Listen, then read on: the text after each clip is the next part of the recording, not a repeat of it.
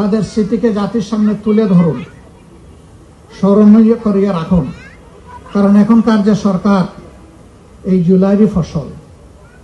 আমরা যারা বিরোধী দল, জুলাইয়ের ফসল। কিন্তু আফসোস, অনেকেই উপকার ভুলে যান, স্মরণ থাকে না। জুলাইকে নিয়ে অনেকে তুচ্ছ তাচ্ছিল্য করছেন। আমি বলবো তারা ছোট লোক। তাদের আত্মসম্মান বোধ থাকলে জুলাইকে নিয়ে তুচ্ছ তাচ্ছিল্য করার কোনো সুযোগ নেই। জুলাইয়ের আগে বাংলাদেশটা কেমন ছিল, আজকের এই আঙ্গিনাটা যেমন, জুলাইয়ের আগে বাংলাদেশটাই তেমন ছিল। ছোপ ছোপ রক্ত আর খাড়ি খাড়ি লাশে ভরা ছিল বাংলাদেশ। অসংখ্য মায়ের বুক খালি করা হয়েছে। মা বাবার সামনে থেকে ঝাপটা দিয়ে তাদের তরচাদা সন্তানকে তুলে নেওয়া হয়েছে। সেই সন্তান আর মা বাবার কাছে জীবিত ফিরে আসে নাই। কারো লাশ ফিরে এসেছে, আর কারো লাশের অপেক্ষায় এখনো তাদের মা বাবা আছে। তারা এতটুকু সান্ত্বনা পেতে পারতেন যে আমার সন্তানের লাশটা অমুক জায়গায় আছে, তাও তারা জানেন না। এই স্মৃতিগুলো যারা ভুলে যায়, মানুষের এই ত্যাগ এবং অবদানকে যারা ভুলে যায়, মানবতার খাতায় তাদের নাম থাকা উচিত নয়।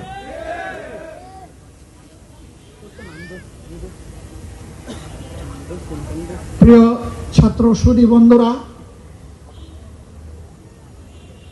55টি বছর এক এক করে কেটে গেল স্বাধীনতার পর। এখনো আমরা হামাগুড়ি দিচ্ছি। ভালো একটা শিক্ষা আমাদের সন্তানদের হাতে তুলে দিতে পারলাম না। একটা সুশৃঙ্খল শান্তিপূর্ণ সমাজ এবং নিরাপত্তা আমরা জনগণকে দিতে পারলাম না। একটা টেকসই অর্থনীতি আমরা গড়ে তুলতে পারলাম না। রাষ্ট্রীয় কোনো প্রতিষ্ঠানকে আমরা মর্যাদায় অধিষ্ঠিত করতে পারলাম না। গরিব দুঃখী মেহনতি মানুষের কপালের ঘামের ফুটা আমরা দূর করতে পারলাম না। হাহাকার ক্লিষ্ট শ্রমিক সমাজের ন্যায্য পাওনাটা আমরা নিশ্চিত করতে পারলাম না। তাহলে আমরা পারলামটা কি? আমরা পেরেছি কানাডায় বেগমপাড়া গড়ে তুলতে পেরেছি। আমরা পেরেছি একদল লোক বাংলাদেশের অর্থ সম্পদ লুট করে সিঙ্গাপুরে বহুতল ভবন গড়ে তুলতে পেরেছে। এই টাকা দুবাইতে ট্রান্সফার করা হয়েছে, চিলিতে ট্রান্সফার করা হয়েছে। ব্রিটেনে এক মন্ত্রী শুধু 750 বাড়ি। কত বড় জমিদার! সব বাংলাদেশের জনগণের চুরি করা টাকা। বেলজিয়ামে গিয়ে দেখলাম এক মন্ত্রীর 900 দোকান আছে। আমি তো শুনেই আমার বেহুশ হয়ে যাওয়ার উপক্রম।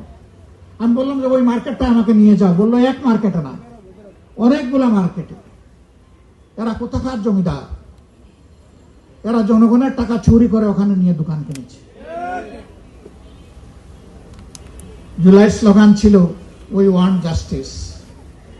আমরা বৈষম্য চাই না, আমরা ন্যায় বিচার চাই। ন্যায় বিচারের জন্য বিচার বিভাগটা স্বাধীন হবে। এই সরকার হওয়ার আগে, নির্বাচন হওয়ার আগে সবাই চিৎকার দিলাম, বর্তমান সরকারি দল বলল, আমরা বললাম। এখন নির্বাচন হয়েছে, এখন আর সরকারি দল স্বাধীন বিচার বিভাগ চায় না, স্বাধীন দুর্নীতি দমন কমিশন চায় না, স্বাধীন মানবাধিকার কমিশন চায় না, শক্তিশালী গুম কমিশন চায় না, স্বাধীন নির্বাচন কমিশন চায় না। আগের ফেসিবাদীর আলোকেই তারা সবকিছু রাখতে চায়। এই জন্যই তারা গণভোটের গণরায়ও মানতে চান না। আমরা পরিষ্কার বলে দিচ্ছি, এর রায় বাস্তবায়ন বাংলার জমিনে হবে ইনশাআল্লাহ। জনগণকে অপমান করার সুযোগ কাউকে দেওয়া হবে না। 70% মানুষ যেখানে রায় দিয়েছে, এই রায় অবশ্যই আল্লাহর মেহেরবানিতে বাস্তবায়ন হবে। আমরা লড়াই করব সংসদের ভিতরে, আমরা লড়াই করব রাজপথে। দাবি যদি সংসদে আদায় হয় আলহামদুলিল্লাহ, যদি না হয় তাহলে রাজপথেই লড়াই করে, আন্দোলন করে সেই দাবি আদায়ে বাধ্য করা হবে। কোনো ছাড় নাই, এক সুতাও ছাড় নাই। কোনো ধানাই পানাই মানব না। অনেক লোভ টোপ আমাদেরকে দেওয়া হয়েছে, সবগুলো আমরা ঘৃণা করে প্রত্যাখ্যান করেছি। আমরা বলে দিয়েছি জনগণের সাথে আমরা বেইমানি করব না, জনগণের রায়কে অপমান করব না। আজ যদি গণভোটের রায় ব্যর্থ হয়, জনগণ নির্বাচনী এবং গণতান্ত্রিক প্রতিষ্ঠানের উপর আস্থা হারাবে, জনগণ ধিক্কার দেবে। সেই ধিক্কারের পাত্র বিরোধী দল বনতে চায় না। এ দায়িত্ব আমরা নেব না। এই জন্যই আমাদের লড়াই, আমাদের সংগ্রাম।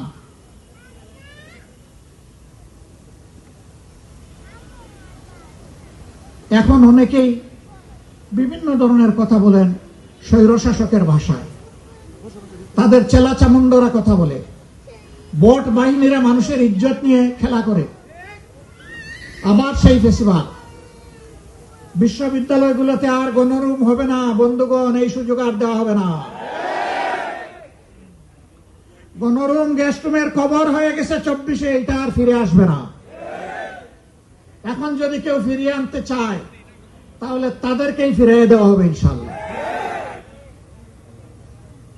এটা কোনো বিশ্ববিদ্যালয় আর হবে না। এখনো বিশ্ববিদ্যালয় রাজনৈতিক অপচর্চার কবল থেকে মুক্ত হয়নি। রাজনৈতিক বিবেচনায় অনেক জায়গায় অনেক কিছু করা হচ্ছে। আমরা চুপচাপ আছি মনে করবেন না, আমরা ঘুমিয়ে গেছি। সমুদ্রে যখন নিম্নচাপ তৈরি হয় তখন তার অনিবার্য ফসল হচ্ছে পরবর্তী একটা ঘূর্ণিঝড়।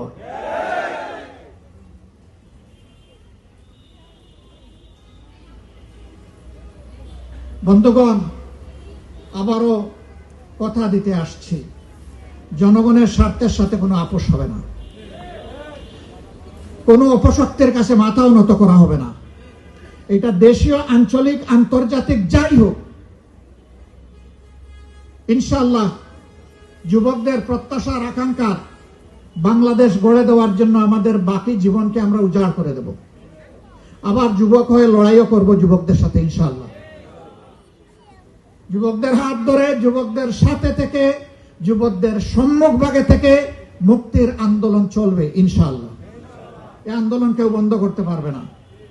আজকে এই ওয়াদা, এই অঙ্গীকার আরেকবার করে গেলাম প্রাচ্যের অক্সফোর্ড খ্যাত ঢাকা বিশ্ববিদ্যালয়ের বুকে দাঁড়িয়ে। আল্লাহ তাআলা এই ওয়াদা পালনের তৌফিক আমাদেরকে দান করুন। এই আয়োজনের জন্য আবারও মুবারকবাদ জানিয়ে আমার বক্তব্য এখানেই শেষ করছি। আল্লাহ হাফিজ। বাংলাদেশ জিন্দাবাদ, ফেসিবাদ নিপাত যাক। আসসালামু আলাইকুম ওয়া রাহমাতুল্লাহ।